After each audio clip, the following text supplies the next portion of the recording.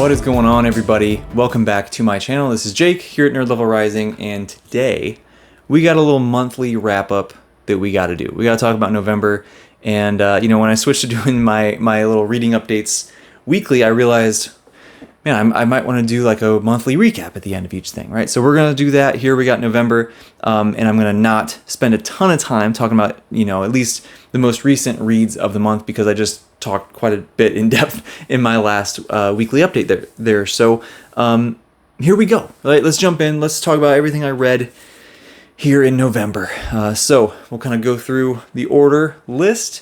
I started off ebook wise with Dregs of Empire by Christopher Ruocchio, and this is the third novella in the Sun Eater series, and this is absolutely not able to be read until after you finish Ashes of Man. So you got to make sure that you're at least up to there before you jump into Dregs.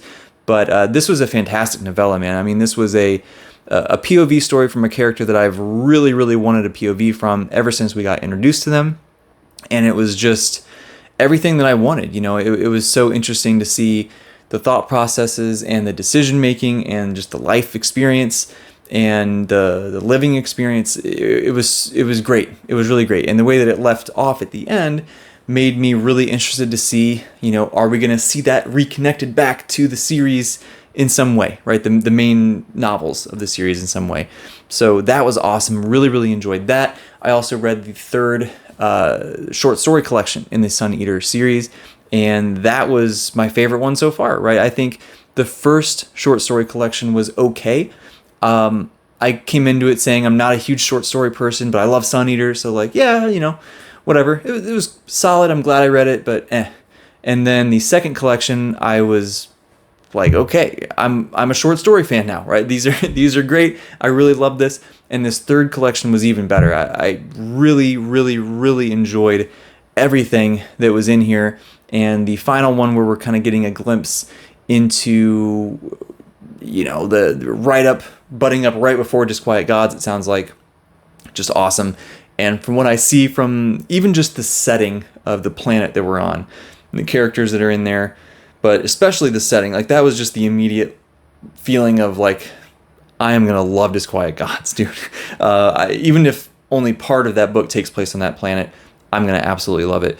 So yeah, it was awesome. So Tales 3, very good. And then from there, I jumped into the ebook for Darth Bane, the first book in the Darth Bane trilogy in the Star Wars Extended Universe, or Expanded Universe, or whatever the E stands for. And that's been really fun. It's been really fun to kind of dive deeper into the inner workings of the Sith, and how, we get so much more information about the Jedi than we do from the Sith in the movies. And so part of why the books have been really fun is, starting way back in the chronology and doing a lot of the Old Republic stuff, getting much more about the Sith has been so awesome, because I've always found them so interesting, and I've always wanted more, and I'm getting more, So this first Darth Bane book is just, it's just been so fun, man. And I'm only about a third or so of the way through it, but is it perfect? No, but I don't need it to be perfect. It's a Star Wars book, right? It's meant to be fun.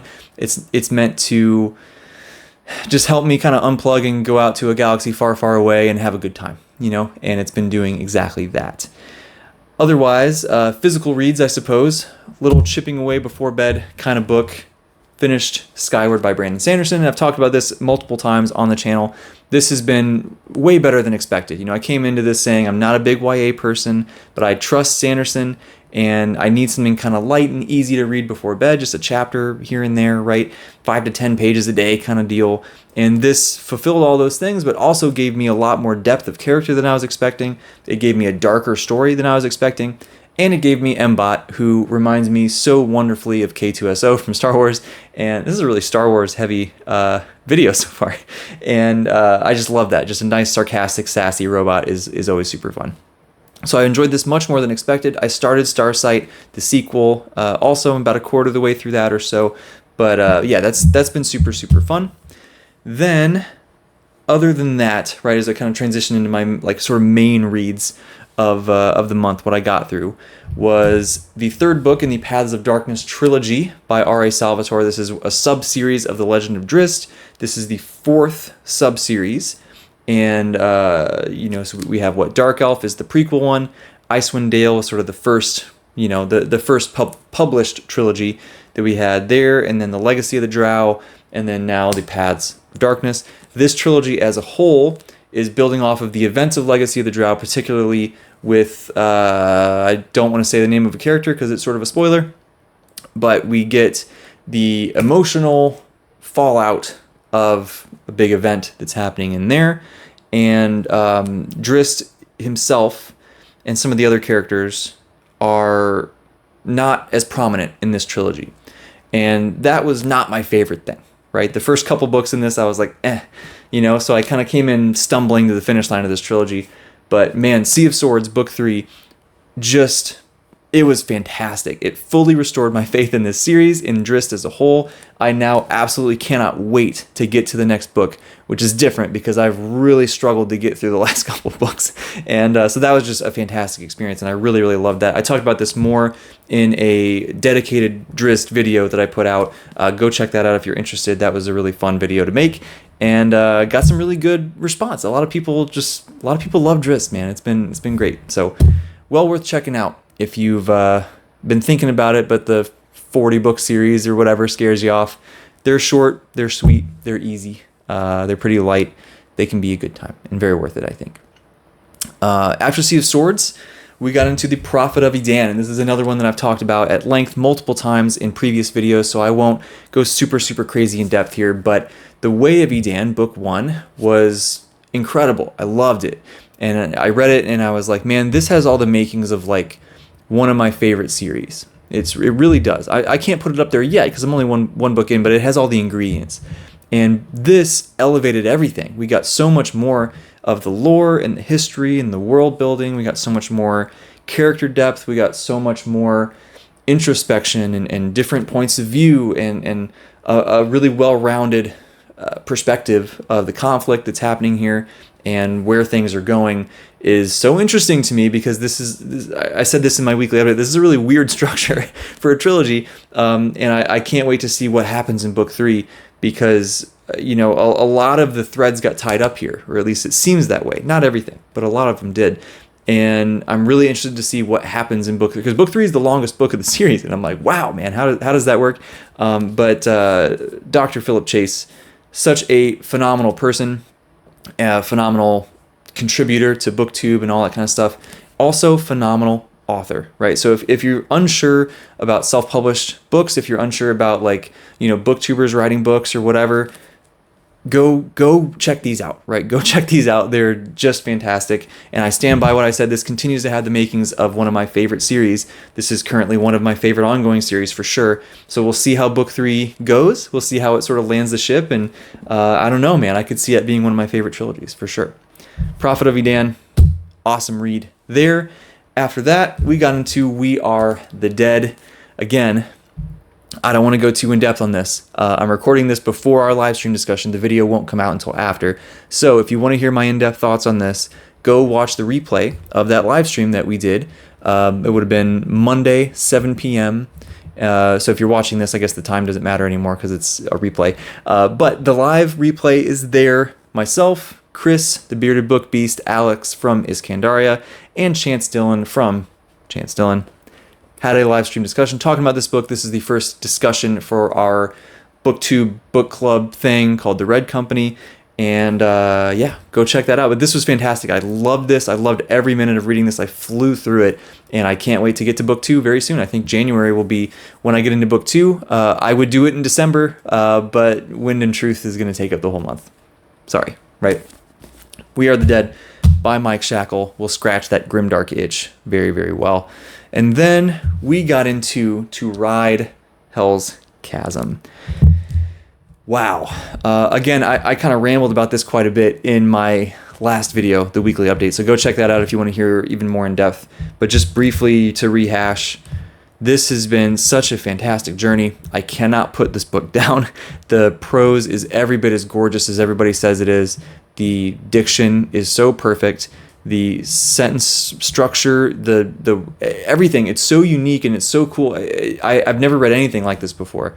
I've read some beautiful prose before, but this is on a different level, and it just has blown me away how smoothly Janny Wurts has really applied all these different layers to the story. It seems like every chapter we're unveiling this new aspect of the world, of the magic, of the character backstory, of the theme. And of course, that's what books do in general, right? As you move through the story, you're getting more and more layers.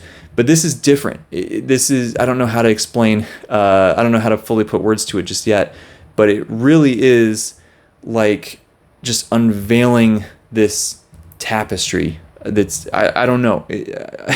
I need John Minton to help me describe this more eloquently, or Philip maybe, but wow, I mean, this is just such an amazing ride so far. I'm about 75% of the way through it.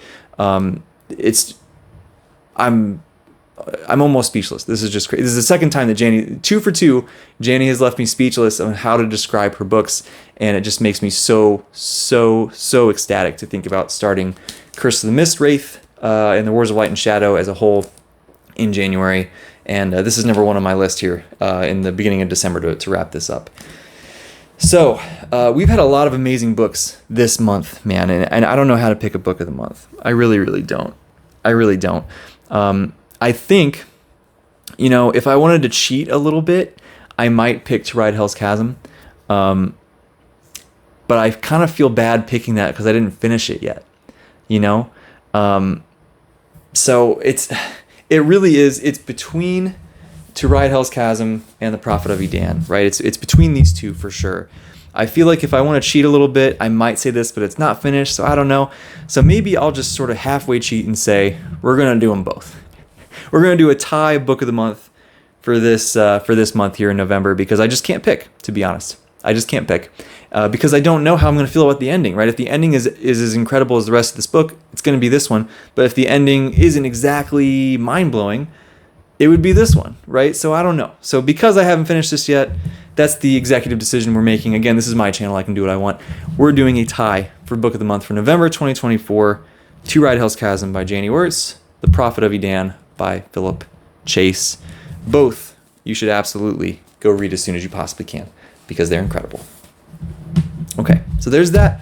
You guys know I love my anime. I haven't talked about it in this last weekly update as much because I kind of fell behind on it. But what is my sort of anime thing of the month? That will be in the Dan Dan anime, the Acrobatic Silky arc, I guess you could call it. We had these 2 episodes. I think it was episode 6 and 7, where we had this sort of little mini arc that I was not prepared for how heartbreaking and emotional that was going to be. The show as a whole has been so chaotic and fun and unpredictable, and all those things. And I've loved every bit of it, those first 5 episodes. And then 6 and 7 were those same things again. But what an emotional gut punch you get in these episodes. It was just incredible. So it makes it even more so an anime that I have to say, if you like anime at all, you got to watch this show. You've got to. It's the best thing that has come out in quite some time. I feel pretty comfortable saying that. It's not even done, but I'm pretty confident saying that at this point. So there you go. There's my anime moment of the month, if you will. I guess a quick little run through of the channel stuff for the month, just to be super fast, right? I did my TBR for November, where I kind of previewed all these things, and I got through pretty much all of it, which is pretty cool. And then I did my top 10 favorite ongoing series. That was super fun. Really good conversations in the comment section on that one. That was great. And also in the video I did about the Drizzt books, my experience with those books so far, some awesome conversation down there in that comment section. I loved that. I did a video about books that remind me of bodybuilding prep. That's been on my mind a lot as I've been, November was when I was competing, right? I competed on the 9th and on the 23rd. And so it was just so much of my mental space was taken up by that. So that was really fun to kind of think about what books just really connect and resonate with me in terms of that and sort of what I was going through. That sounds weird.